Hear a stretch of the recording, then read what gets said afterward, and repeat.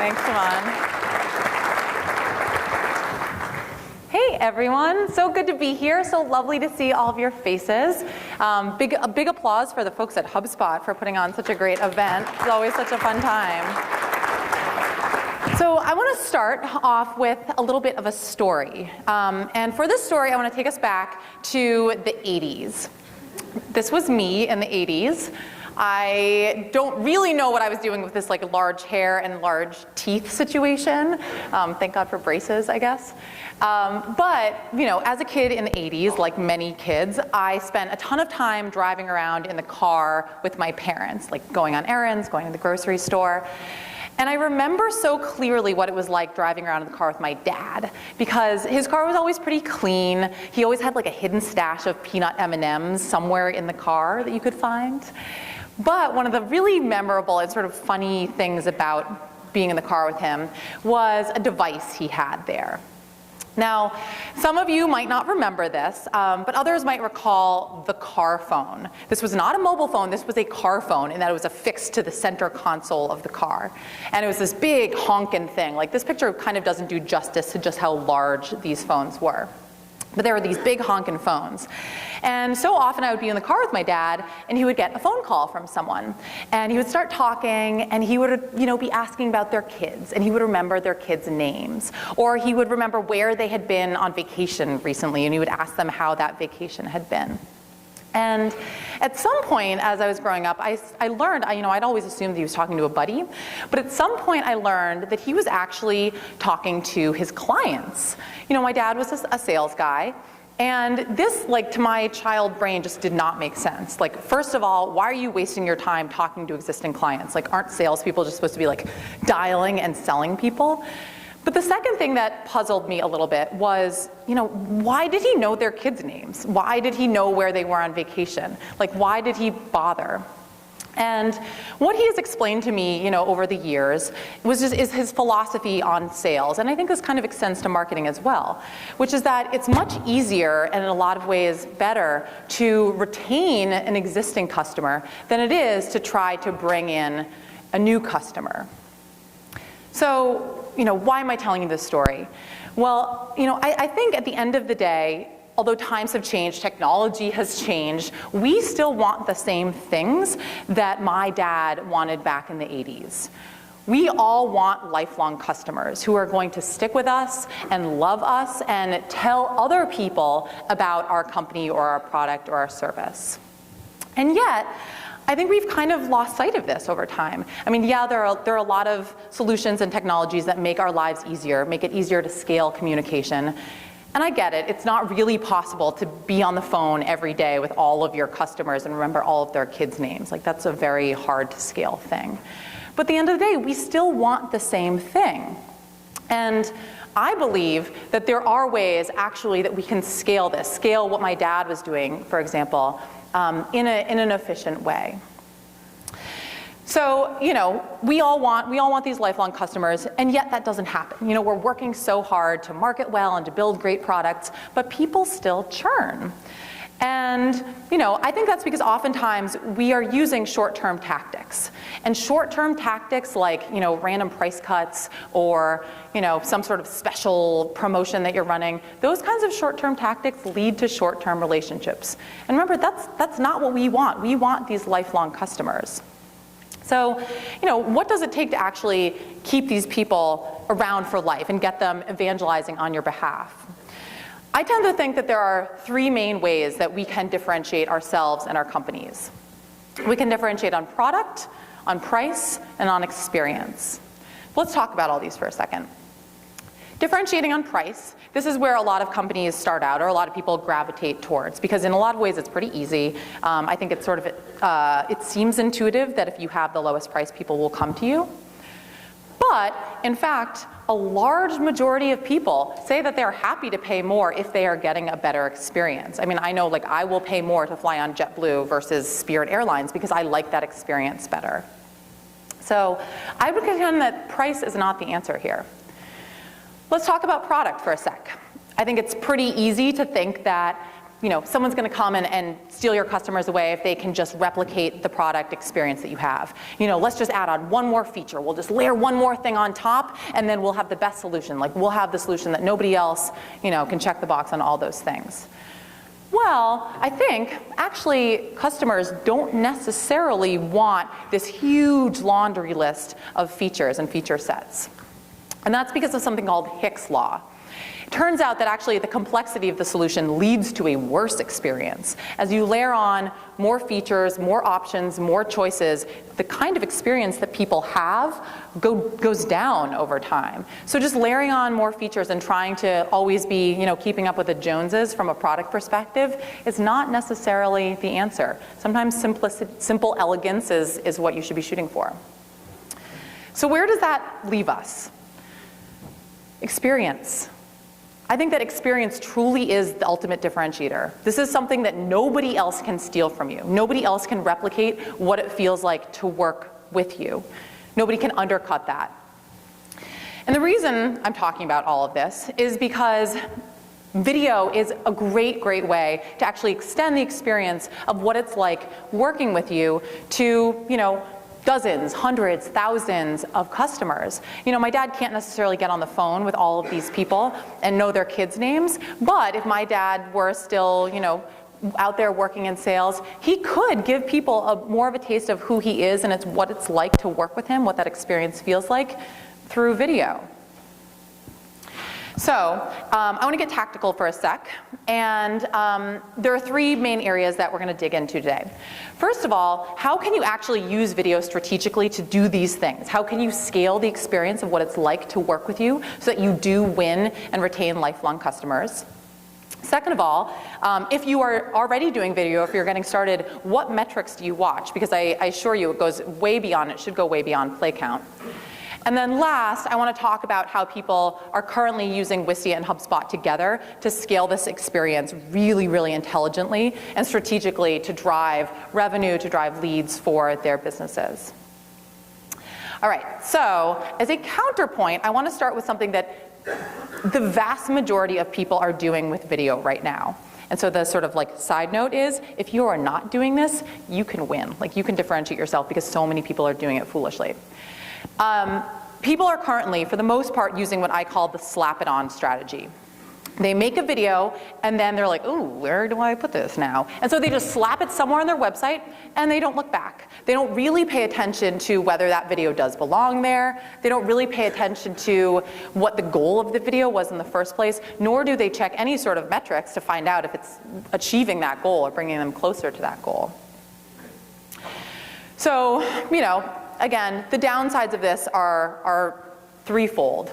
You have no sort of feedback loop that tells you whether that video is working. Therefore, you don't have the ability to improve on it over time. And last, and I would say this is probably the biggest part, because video is a workhorse. You're not actually using that video to get some of the things that you probably care a lot about. I mean, you're a savvy audience. The people who come to Inbound are savvy marketers and business owners. So I kind of take it as a given that most folks here understand the value of leads and conversions. But when it comes to video, most people aren't necessarily putting those two things together. So what does the alternative look like? I would argue that instead, it's important to start with your overarching, your company goal or your goal for your products or for your marketing team. This might be a lot of different things, and probably different teams are focused on different things at different times. So we're actually going to touch on a few different angles of goals that video can help you accomplish. I would encourage all of you, don't necessarily need to do this right now, but to sit down and actually map this out on paper. I'm such a nerd about pencil and paper, or pen and paper, but really do this and actually map what these things are, map what your goals are, so you can start mapping different video types to those specific goals. And I want to give you an example of what I mean here. So let's take traffic boosting video. If you are a marketer and one of your KPIs that you are focused on is the traffic you're getting to your website or your landing page or whatever campaign you're running, there are different kinds of videos that can help you get there and that give you sort of an outsized impact in terms of getting you there. Social video is really helpful. Video is the most retweeted kind of content on Twitter. So if you are putting, little video pieces, content out there on Twitter, that's going to help bring people to your website to a really high degree. Recorded webinars also. I think in a lot of ways, recorded webinars are sort of the unsung hero of the video world. I talk with a lot of companies who are like, oh no, we're not doing video yet. I mean, we do webinars, but we're not doing video. That is actually video. And if you are recording that webinar, you can then use that asset to bring people to your website and keep people engaged. So webinars, recorded webinars can really help in terms of getting more people to your website and keeping them there and keeping them learning. All right, let's change gears and talk about engagement. So you've brought people to your website. That's awesome. Now you want to keep them learning, keep them interested. You want to reduce your bounce rate and your exit rate. Again, recorded webinars are really good for this because oftentimes they're teaching something really tactical, and you're actually able to show, not just tell people how to do something. Blog videos are excellent as well. We've done a lot of research around how a blog post with video performs versus a blog post without video. People tend to spend at least 2 times as much time on page when the blog post contains a video. And then last, video testimonials. If you want to keep people there thinking about buying from you, video testimonials are a really good way of giving people the opportunity to envision what it feels like to actually work with you, to envision what that experience is like that you can give them. If lead gen is your goal, again, recorded webinars, they are just perceived as a really hefty kind of content that people are often pretty willing to trade their email address for because they are learning something of value. Any sort of inbound content, this might be, it might be simply a blog post, it might also be a digital ebook, it might be a microsite. Event videos are actually really excellent as well for lead gen. So if any of you are feeling really ambitious, you could take some video, interview various attendees or speakers here at Inbound, and then post that on your sites with a gate in front of it so you can collect email addresses. We'll talk in a minute about how you can actually do that really well. If sales is your goal, product videos are remarkably effective here. Again, I think about my 6th grade English teacher who always said, Kristen, show, don't tell. This is exactly what product videos do. I mean, nothing can actually give people a feel for what your product is like better than letting them actually see it in action. Video testimonials, again, this allows somebody to sort of envision what it's like to be a customer of yours. And I think, especially if you have a nice variety of video testimonials from different verticals, let's say, that allows somebody to say oh, this company's just like me. They were struggling with some of the same things I struggle with. As well as sales videos. Sales videos are sort of a new thing, but we're actually seeing a lot of cool companies, a lot of marketing agencies doing more of this. And I'll share an example from an agency called Blue Leads. I know they're also a HubSpot partner agency. Whenever Blue Leads, which is a marketing agency, meets with a client, a prospective client, they will then follow up with a video saying hey, James, I love chatting with you. I wanted to give you a feel for the team you'd be working with if you come on board. This is our art director, this is our marketing manager. We hope you'll join us. They have found that they're closing deals at a roughly 50% higher rate because of these sales videos they're sending out, and it takes them 10 minutes to shoot. And then last, brand building. If you care about getting the word out and building brand equity, social video works really, really well, again, because it is highly shareable on Twitter. Also, not that many people are leveraging this very well yet, so you just sort of have an opportunity to be an early mover. And then blog videos as well. If you are taking the time to write a blog post, why not preface it with a 15-second video, from the author saying here's why I wrote this blog post, here's why I think this matters. I think just getting that kind of personal, angle to a blog post helps people understand why they should care. Okay, so that is all about goal mapping and sort of figuring out what your specific goals are, which ones you want to focus on right now, and then which videos are the best fit for you, rather than just going out and sort of making a video. But I want to give you a few examples here of videos that I think do some of these things particularly well. So first, I want to show you an example of a traffic video. And I guess I just want to preface this with something. The quality of this video is not like super high. I think this was a group of like fairly novice people who made this video, but I actually think that's a really cool and powerful thing to see. So the idea here, basically this guy Scott is just teaching people about, I think, installing a filter.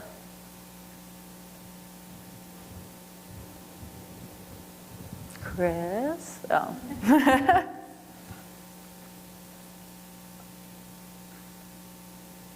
All right, well, I will tell you what's happening here. He basically is saying like, hey, you want to install a filter on your filtration system? Here's how you do it. Like you take it, you double check that like the seal is all correct, and then you're going to be putting it in your machine. And as I said, like if you could hear the audio, it's probably better that you're not hearing the audio because it's really shoddy.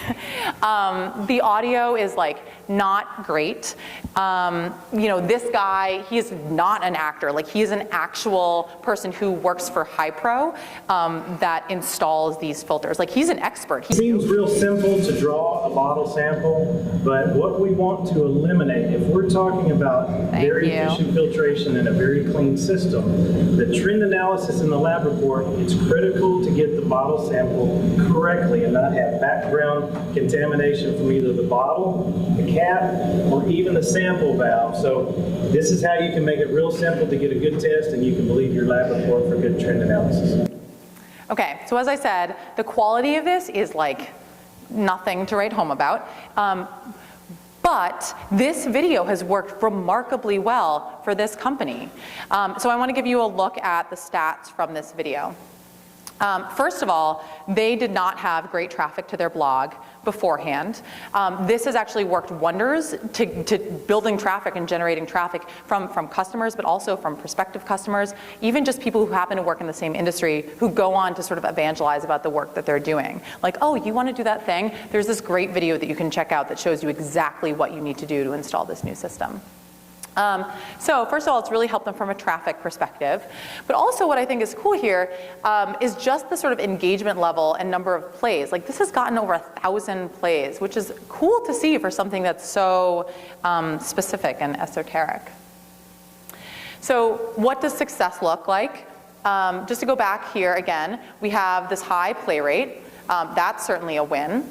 The engagement rate is really high. So as you see up there, 60% average engagement. That means that on average, all of the people who viewed this video, across all those people, they stuck around on average for 60% of this video, which is quite high for a 3-minute video. Like that is not something that's too typical to see.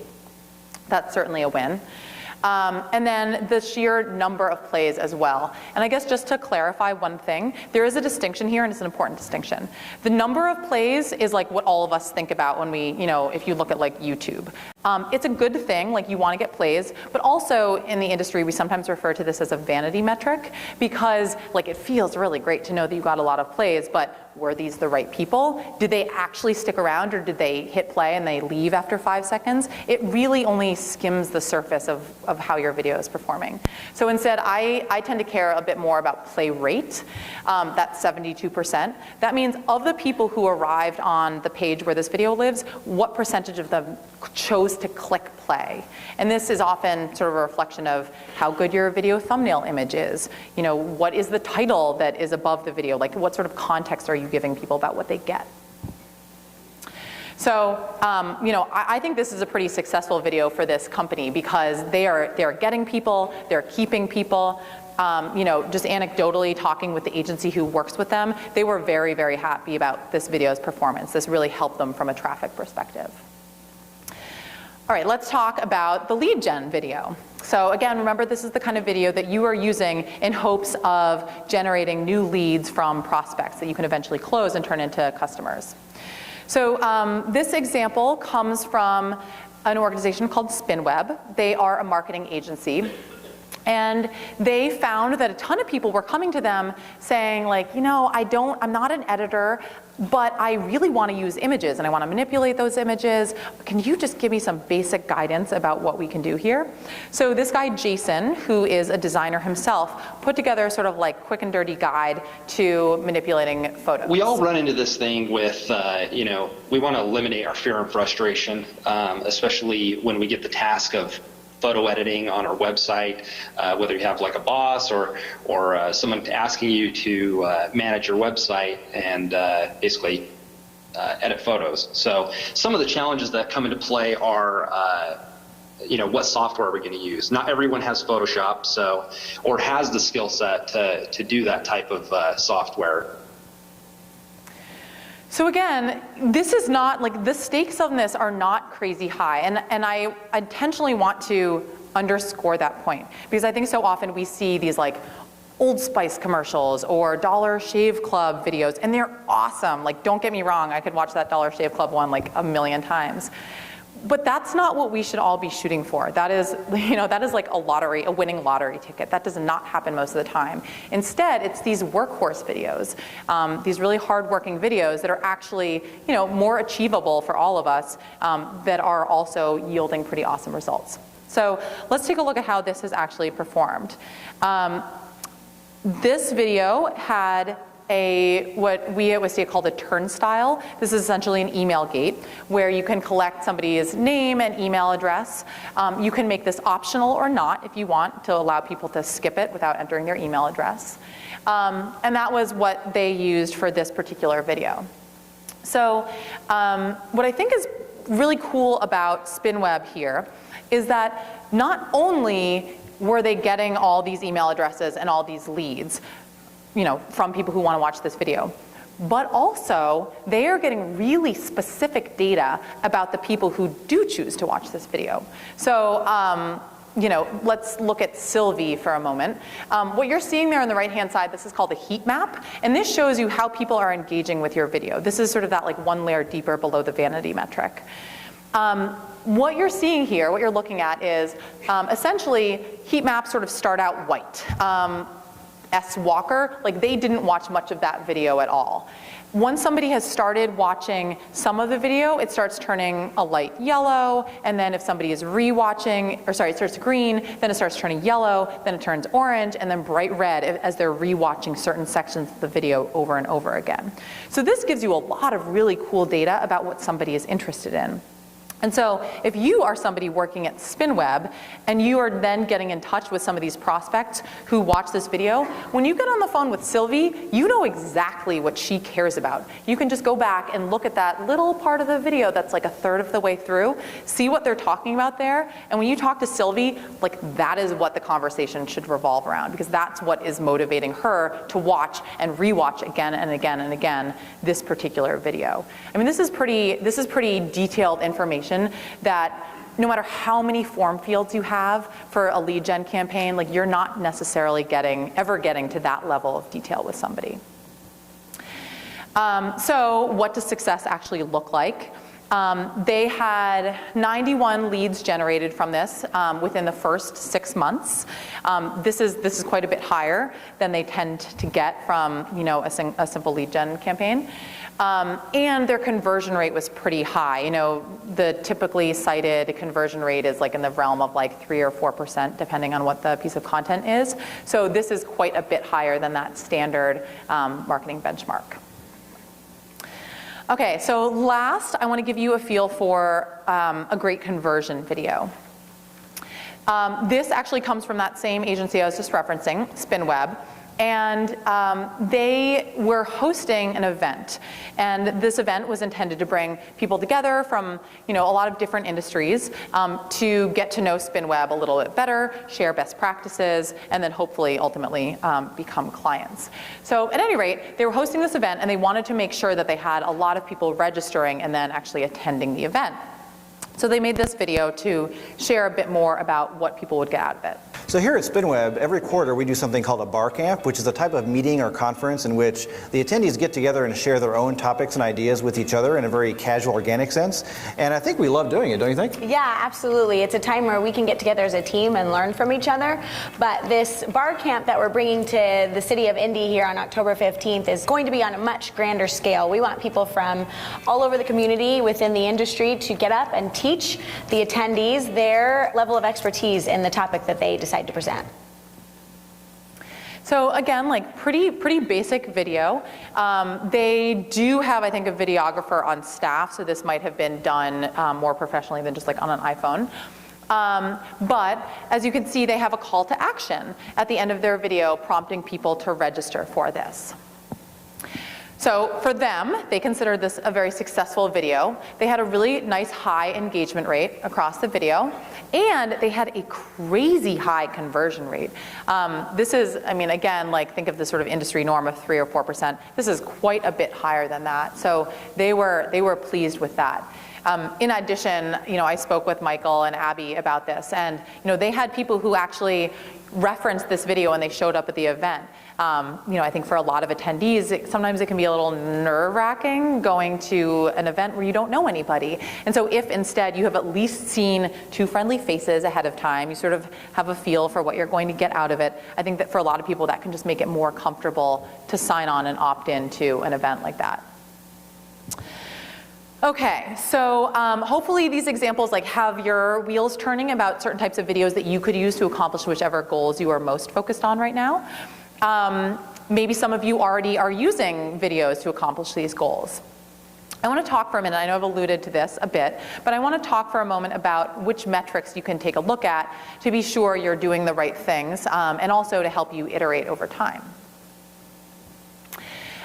First of all, page views. Now, keep in mind if you're focusing on generating traffic, this is probably the most important thing that you should be paying attention to.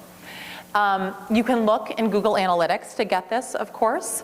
Another thing that I sometimes like doing is if you have a video embedded somewhere, you can even view how many times that video was loaded.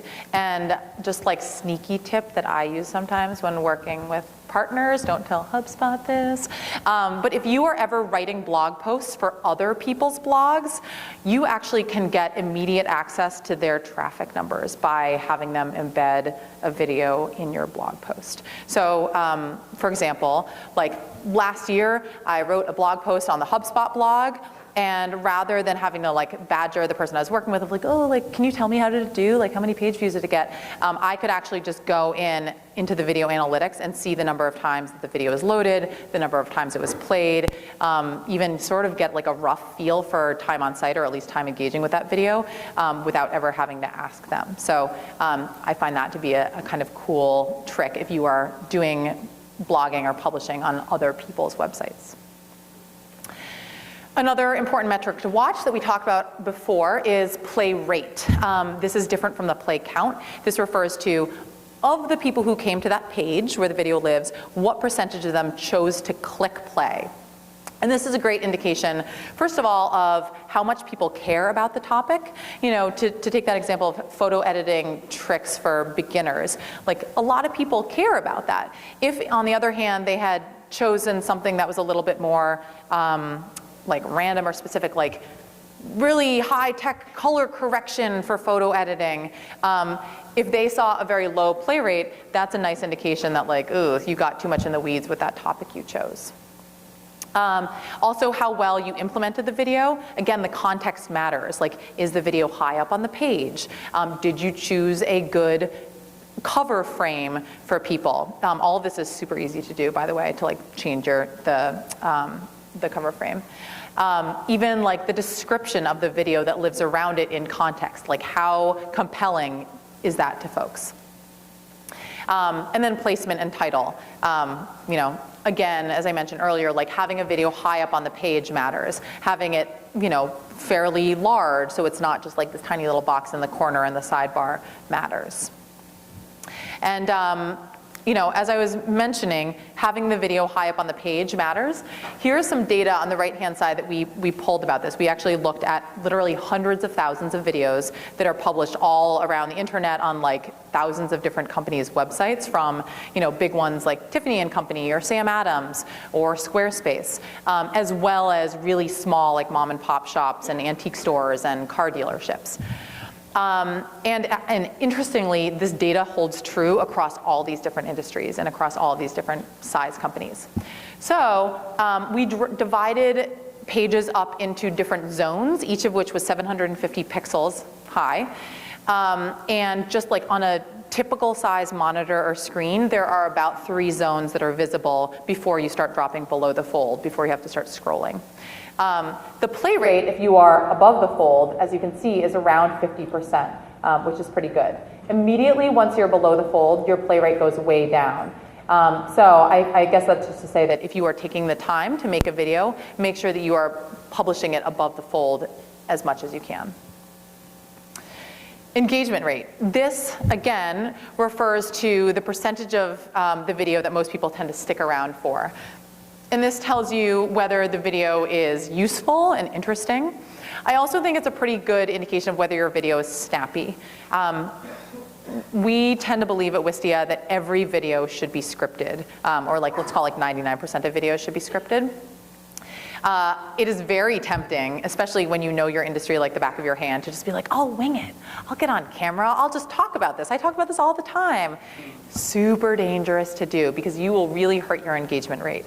All of us speak with ums and likes and uhs, and that's not too distracting, hopefully, in person. But on video, it is really, really distracting. So you want to eliminate that. And if you do that, your video will be much snappier and your engagement rate will be much higher. A reason that it's important to script it and keep it snappy is not only because your words and your speech will be much smoother and less peppered with verbal tics or crutches, but also it will hopefully mean that your video is shorter. And your video length matters a lot when it comes to engagement rate. So what you're seeing here on the right-hand side, sorry, the text is a little hard to read on the bottom, but we did a lot of research into the average percent viewed based on the length of the video. So there on the far left, along the x-axis, you're seeing that for a video that's under 30 seconds, you have a really nice high engagement rate, over 80%. Maybe that means that if you have a product video that you really, really want people to watch, perhaps you make a director's cut, or I guess those are usually longer. So maybe you make some cut of this that's a shorter version of that, and then allow people to dig in more with a longer video if they feel so inclined. Basically, you just want to make sure that people are getting through it, because oftentimes we're putting the most important information towards the end of the video. As you can see, as the videos get longer and longer, that engagement rate just drops off pretty naturally. Form submissions. Form submissions, lead gen, call it what you like, but for most businesses, more is better. You want more people submitting their email address and sharing their contact information with you. You do want to confirm that you get quality submissions. And optimizing the placement of your form is really important here. So again, back to that Blue Leads example where they had the turnstile on the photo editing video. They used that turnstile email collector pretty early on into the video, which is exactly right. That's exactly what you want to be doing. This graph shows you what the conversion rate is likely to be based on where in the video you ask people for their email address. So, as you might imagine, if you ask for it before you've played any of the video, you're not going to get a high conversion rate. And I see a ton of people make this mistake, so just be wary of this if you're thinking of using video for lead gen. People don't like it because I think it doesn't let them get a feel for is this video something I want to watch? Is this high quality? Even what if I don't like the voice of the person who is speaking on this video? Even just giving them a small taste of what they're going to get makes a big difference in terms of their willingness to share their email address. If you put your email collection form, your turnstile, 10 to 20% of the way into the video, that is your sweet spot. That's where you're going to maximize the number of people who are actually submitting their email address. And then as the video goes on, you get a lower and lower conversion rate as you extend throughout the rest of the video. And I think that's just because you start having people who are just sort of naturally dropping off. Maybe they're like, I don't really want to share my email address, and it doesn't seem like there's that much more of the video playing. As you can see at the end, you get a really, really low rate, and just in full disclosure, Wistia was doing this for years in error before we pulled this data and then realized that we had been messing that up all along. So placement matters when it comes to asking for an email address. If you are doing lead gen with video, which I think you should be, don't put it at the beginning, don't put it at the end, put it somewhere sort of in the first quarter. Do you mind waiting like 2 minutes? Cool, thank you. I did save time Siobhan and I were talking about saving time at the end for questions, so we're good. And then A/B testing. So I would encourage all of you to do this and like see for yourself if the video is actually working for you. So many platforms like HubSpot make it really easy to A/B test different things. So try testing a landing page with and without video. See which one does better for you. Try running an event, and for some of the people, like show them a video about what the event's about. For the others, don't give them one. Also, I think it's really cool and a pretty easy test to do to see how blog posts compare when they do and don't have video. I think you'll find that people are far more engaged and that they tend to then go on to consume even more of your content if they see that video in one blog post. So I want to leave at least a couple of minutes just to talk specifically about, and we've already touched on a lot of these. I've sort of woven in some of the things that you can do with HubSpot and Wistia together around lead gen, but I want to give you a view into what some of this actually looks like on the ground. So first of all, as I was mentioning, you can use this form overlay called Turnstile. And I think what's really cool about this is all of these leads flow directly into HubSpot if you have the Wistia HubSpot integration turned on. What is also cool about this is it allows you to segment people. So if I notice that one person is submitting their email address around photo editing and another person has submitted their email address around event planning, like I'm going to talk with those people about very different things. If I'm following up by email, I'm going to send them very different content. I'm going to nurture them differently. And that stuff matters, as I'm sure all of you know, because if you're not segmenting people appropriately, they're way more likely to opt out, which is going to hurt you from a lot of different directions in terms of your email deliverability. Tracking clicks in HubSpot. So what you're seeing right here is a clickable annotation. And this is something you can overlay anywhere you want in a video. You can do it multiple times throughout a video. You can adjust the text. You can adjust, of course, the URL where the person is directed. I've seen this work really well in e-commerce. So if any of you are in the e-commerce space, this is a pretty cool trick that you can use if you have like a product video showing how something works. Give people the opportunity like once or twice throughout that video to just like add it to the shopping cart right then and there. If people are motivated to buy, like make that as easy as possible for them to do so. This is all tracked within HubSpot as well. And what's cool is like, let's say that you find that there is 5% of people who have clicked on that add this to shopping cart to buy, but they didn't actually purchase. You can segment within HubSpot along those lines and send an email specifically to those people saying like, hey, we saw this was in your shopping cart and you didn't actually buy it. Like, did you want to buy it? Here's the discount, or whatever the case may be. Here's something that I know that HubSpot even does really, really well. You can include video in your email campaigns. So let me explain what I mean by that. When I say include video in your email campaigns, I'm not suggesting attaching an actual video to an email. That is the quickest way to get yourself flagged as spam, and it has all sorts of deliverability issues for a lot of different email clients. Plus, you don't get any data about who's watching or whether anybody even cares. Instead, the best practice around this is to embed a thumbnail image within the email itself. When somebody clicks on it, they are automatically taken to the page where the video lives, and you could even set the video to selectively autoplay for those who are coming from that email. Normally, I'm not a fan of autoplay, but in this particular situation, because that is the user experience the recipient assumes he or she is getting, that is generally the best practice. You can set this all up in HubSpot really easily. You can track it in HubSpot really easily.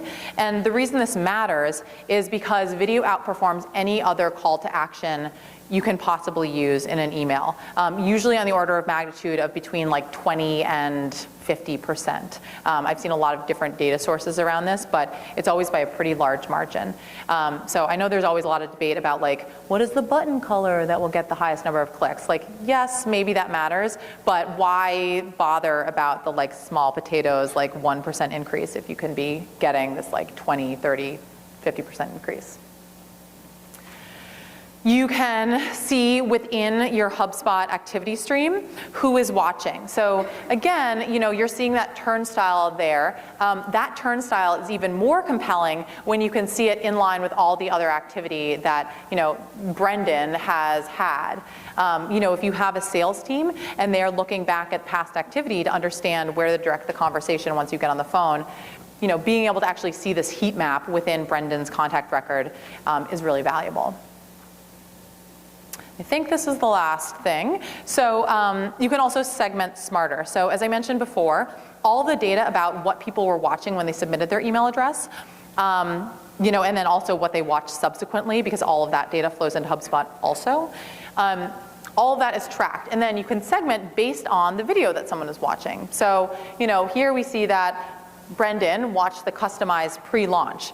That's a pretty great signal that in the future, segmenting along the lines of the fact that he watched customize is valuable.